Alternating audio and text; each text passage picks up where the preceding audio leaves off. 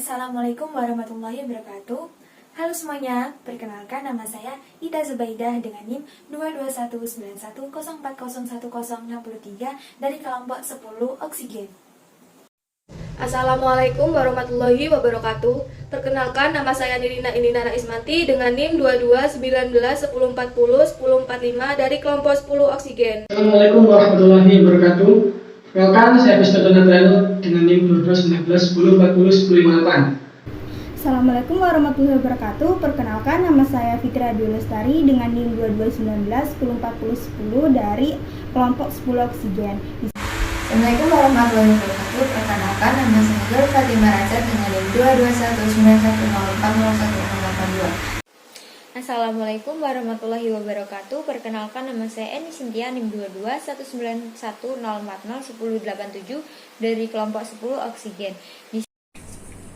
Assalamualaikum warahmatullahi wabarakatuh. Perkenalkan, nama saya Ilyas Arya Pertama dengan NIM 221910401015 dari kelompok 10 Oksigen. Perkenalkan, nama saya Hesti Arina Putri, NIM 221910401034 dari kelompok 10 Oksigen. Perkenalkan, nama saya Muhammad Firman Badri Bijak dengan NIM 22191040401111 dari kelompok 10 Oksigen. Apakah kalian tahu tentang revolusi industri? Nah, di sini izinkan saya untuk menjelaskan apa itu revolusi industri. Pada dasarnya, menurut Kamus Besar Bahasa Indonesia atau KBBI, revolusi adalah sebuah perubahan yang mendasar. Arti revolusi industri adalah perubahan besar dan mendasar terhadap yang dilakukan manusia dalam manajemen sumber daya manusia, alam, dan memproduksi barang yang berdampak pada tatanan, prinsip ekonomi, dan budaya masyarakat. Ada beberapa faktor yang dapat menyebabkan terjadinya revolusi industri, yaitu yang pertama adalah terjadinya Aufklärung di Eropa. Pada abad ini, yaitu abad pencerahan, terjadi pada abad ke-18, yaitu mendorong manusianya untuk menggunakan kemampuan akalnya semaksimal mungkin. Lalu yang kedua ada stabilitas kondisi dalam negeri, di mana hubungan antara masyarakat dengan pimpinannya berjalan dengan damai. Lalu yang ketiga ada berkembangnya kolonial dan imperialisme, di mana Inggris telah menjajah Irlandia, Amerika, India, hingga Nusantara, sehingga Inggris mendapat sumber daya alam yang semakin berkembang. Lalu yang keempat ada munculnya golongan kaya baru. Dan yang kelima adanya perlindungan hukum terhadap setiap penemuan. Keenam, arus urbanisasi. Yang ketujuh adalah tuntutan produksi massal. Saya akan menjelaskan siapa orang penemu atau juru kunci dari berdirinya revolusi industri. Jadi revolusi industri dimulai dari penemuan mesin uap oleh orang Skotlandia yang bernama James Watt. Beliau menemukan mesin uap tersebut pada tahun 1799. Di sini saya akan menjelaskan tentang apa itu revolusi industri 1.0. Jadi, revolusi industri 1.0 adalah revolusi yang berada di abad ke-18, di mana ditandai dengan adanya mesin uap yang membantu untuk memproduksi sebuah barang. Pada era ini terdapat perubahan besar pada cara manusianya yang mengelola sumber dayanya, seumpama di bidang pertanian, pertambangan, manufaktur, dan transportasi. Era ini awalnya berada di Britania Raya dan akhirnya menyebar ke seluruh negara. Lalu pada era ini yang awalnya semua produksi yang ada susah menjadi lebih mudah, murah, dan efisien. Di sini saya akan menjelaskan tentang revolusi industri 2.0. Revolusi industri 2.0 atau juga dikenal dengan revolusi teknologi terjadi di awal abad ke-20 di antara 1870 sampai dengan awal Perang Dunia Pertama. Ditandai dengan penemuan tenaga listrik, tenaga outlet yang saat itu sudah tergantikan oleh mesin uap. Perlahan mulai tergantikan oleh tenaga listrik. Walaupun begitu, masih ada kendala yang menghambat produksi di pabrik, yaitu masalah transportasi. Di akhir 1800-an mobil dimulai produksi massal.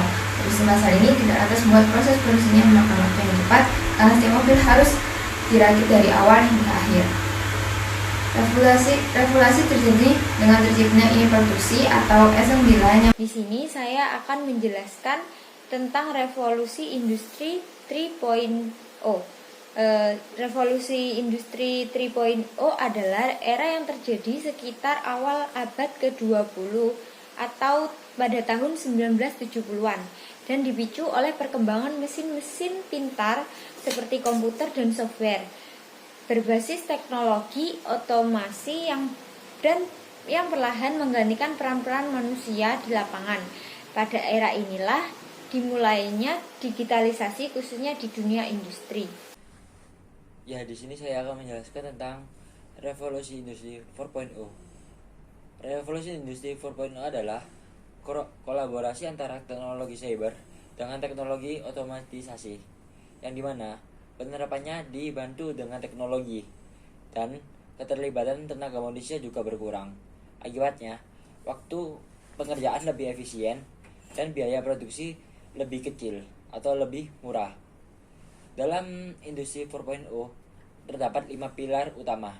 Yang pertama yaitu IoT, atau bisa disebut Internet of Things, yaitu adalah perangkat komunikasi yang tanpa memerlukan interaksi manusia secara langsung. Yang kedua adalah Big Data. Yang ketiga adalah Artificial Intelligence atau kecerdasan buatan, yaitu dimana kecerdasan yang layaknya seperti manusia.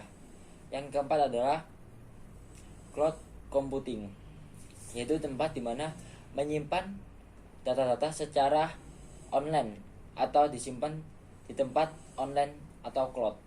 Yang kelima yaitu adalah Active Management, yaitu di mana pabrik-pabrik mulai menggunakan teknologi printing 3 dimensi. Selanjutnya revolusi 5.0. Revolusi 5.0 pertama kali digagas oleh negara Jepang. Konsep ini bertujuan untuk memudahkan kebutuhan manusia dengan penggunaan ilmu pengetahuan berbasis teknologi modern, misalnya Artificial Intelligence, Internet of Things, dan robot. Istilah ini menjadi perkembangan atas revolusi industri 4.0. Inilah sebabnya kedua konsep tersebut tidak memiliki banyak perbedaan. Hanya saja, keduanya memiliki fokus yang berbeda. Revolusi industri cenderung menjadi konsep yang memudahkan kehidupan manusia dengan adanya AI sebagai komponen utama. Sementara revolusi 5.0 adalah pemanfaatan teknologi modern, namun masih mengandalkan manusia sebagai komponen utamanya. Dengan manusia sebagai komponen utamanya, konsep ini akan menciptakan suatu perkembangan teknologi yang mampu meminimalisir kesenjangan pada manusia.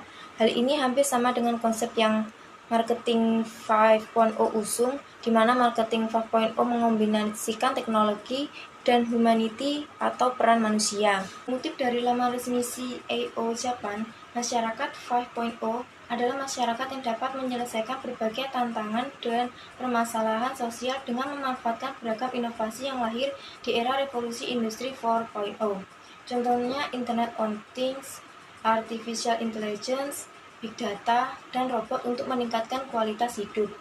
Kini, revolusi 5.0 hadir dengan mengusung konsep bahwa semua teknologi adalah bagian dari manusia itu sendiri.